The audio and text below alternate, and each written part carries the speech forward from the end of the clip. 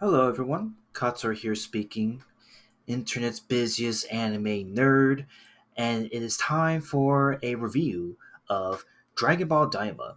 This is a brand new anime series by the good folks at Toei Animation Studios that started back in the fall of 2024 of last year and is officially wrapped up as of February of 2025.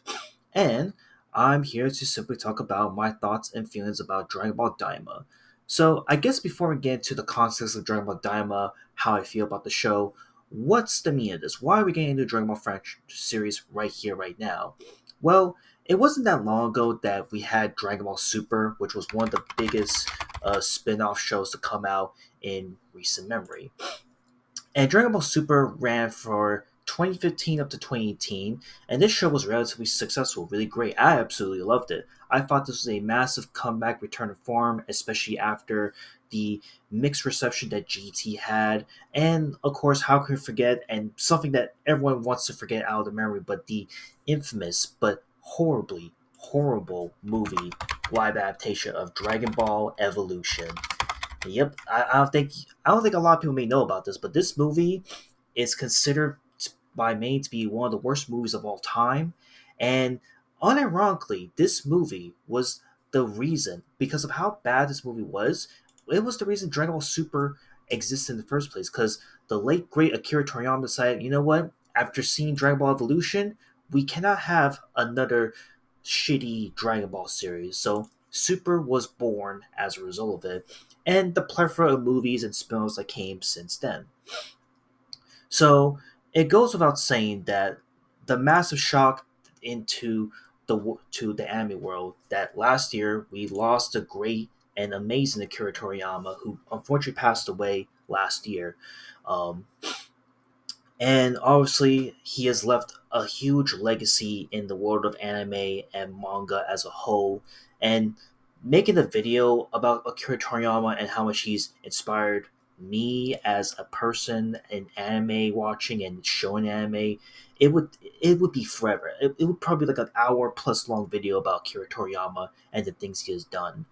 And again, his legacy cannot be ignored given the plethora of really great shows and really great spin-offs that he's become known for up until this point. And of course, Akira Toriyama will dearly, dearly be missed. And of course, before Akira Toriyama's passing, he did had something cooked up in the books, which was Dragon Ball Daima. And originally, this show and the way it was represented was that this was a timeline that took place between the events of Dragon Ball Z and before the events of Dragon Ball Super. So we already got the timeline of that down to the gritty. But my skeptics about this show was already at an all time low in my opinion because of the trailer and the fact that it was introducing Goku and friends as kids again, which to me it's like, okay, are we repeating another GT over again where it had a really good concept, really cool thing, cool story going on, but it wasn't strong and impactful as I would hope for. And I did explain that really well on my Dragon Ball GT reflection video, so if you want to, go check that out when you have the chance. But again, this is 20 episodes in length, and to kind of give the synopsis of what Dragon Ball Daima is all about, because at this point, everyone should know what Dragon Ball Daima is all about, so I'm going to have to go into some spoilers as to what it's all about and how I feel about the show, right? So it's about pretty much the events that happen in Dragon Ball Z after the events of Majin Buu, and pretty much what happens is that we have a new Demon King named Goma. And Goma here is essentially one of, if not, I'm gonna honestly just give a little spoiler warning. Goma is easily one of the worst villains of Dragon Ball I've ever seen. Point blank period. He is one of the worst supervillains of the franchise, and here's why. For one thing, Goma is unmistakably weak as hell. He is super weak. He is really stupid at times with his ambitions. His ambitions as to why it came to be was he wanted to literally get the third eye and turn Goku and friends to kids so that they wouldn't fight against him. But yet, little did he know, he could have achieved all of that, if he literally just looked for the third eye himself, or better yet, use the Dragon Balls in his world, or even the Dragon Balls that he stole from Earth by that matter, to be like, oh, give me the third eye, and that would have solved all his problems without entering Goku and such. Because at the end of the day, Goku and company weren't going to be dragged along with this.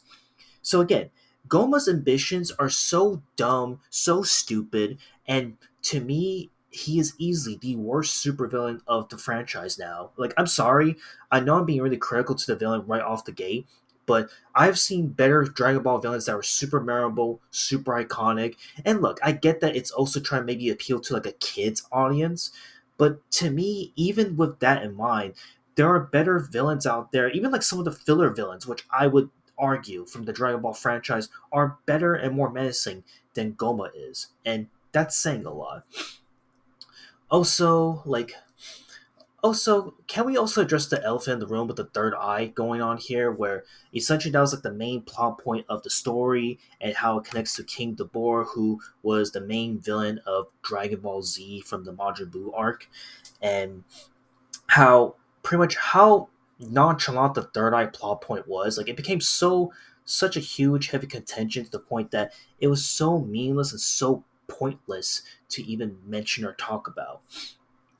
Then we get into the story itself, which the story of Dragon Ball Daima is about as half pretty cliche, half a dozen as every other Dragon Ball story out there, where okay, we got turned to kids like it was in GT. We now gotta find a way to get ourselves back as adults and rescue Dende and essentially defeat Goma and such from ruling the demon world. And it's all handy dandy and such, but in a way, I don't like this other trope that's going on here in Drama Daima, where for some reason Goku, Vegeta, Piccolo, it's somehow once they've got transformed to kids, their IQ just goes down. Like, they become fucking stupid as shit. And I don't know what it is about it that makes it think that, oh, we're kids now, so we're gonna be dumb as hell. We're not gonna know what to do. Like, I hate that. I just don't like that. And at least in GT, there were some moments when Goku was a kid. Yeah, he acted as a kid, but when he was like in his Super Saiyan 4 form, or he actually took the fight seriously, even as a kid, he figured out a plan and actually took it seriously and a call to action. In Daima, half the time, Goku is just being kind of stupid, not taking the fight seriously at times, except the final moments of the show, which I'll get into. The final moments of the show were really, really good. There's Vegeta, who has like the same like snug look here and there, acting like he's all tough and such, which is cool. I get it, that's part of Vegeta's character.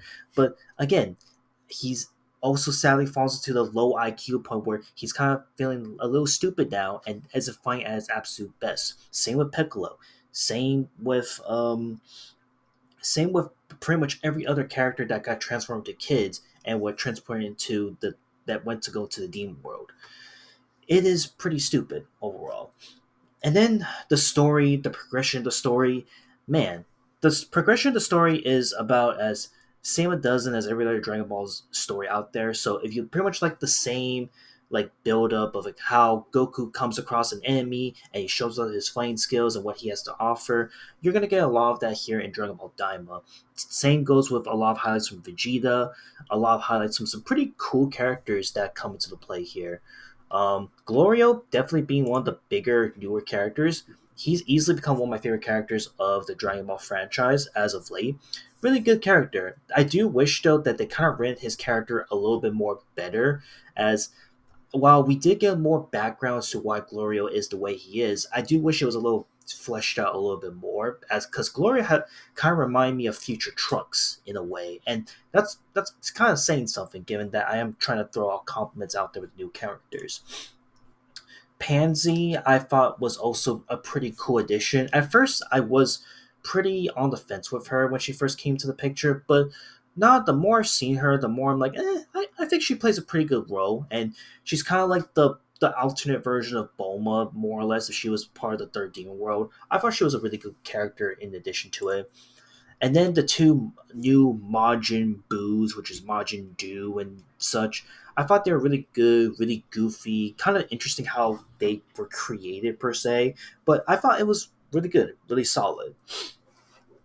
And then, we get into the moments where we have like weird story progressions that come along into the show where it's progressing really well, but I feel like there are moments where sometimes Goku and friends are stuck in one place, and it's like, oh, someone stole our ship. Oh crap, we're now in this fighting battle between one of the guardians that's protecting the Dragon Balls, and sometimes those episodes can last for more than just one episode, and sometimes it kind of rushes it a little bit at times to just progress into the story to get into the final moments of the show.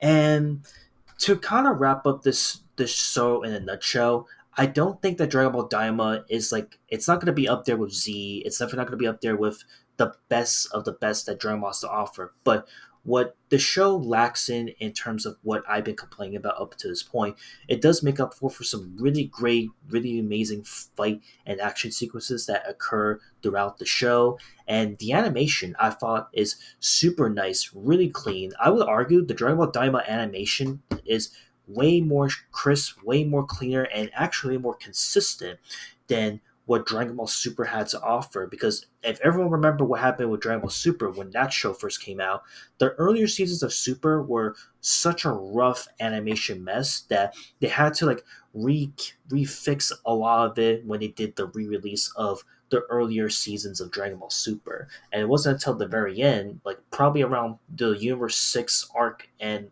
onward, that Dragon Ball Super became super good, really great, and like really iconic for what it was. And with Daima, I think they do a good job of just giving the audience what they want. A lot of good fight, flashy scenes, really good animation. The music and soundtrack of the show is really good, really plays into the theme of what Dragon Ball Daima is all about. And overall, outside of like again the complaints I've have about certain key characters and certain plot points of the story, I think the show is really good. I think this is a really solid quality show. This is definitely not a show that I would sadly go back on and rewatch, as this is it just doesn't hit the same itch as like a Z or the original or GT or Super.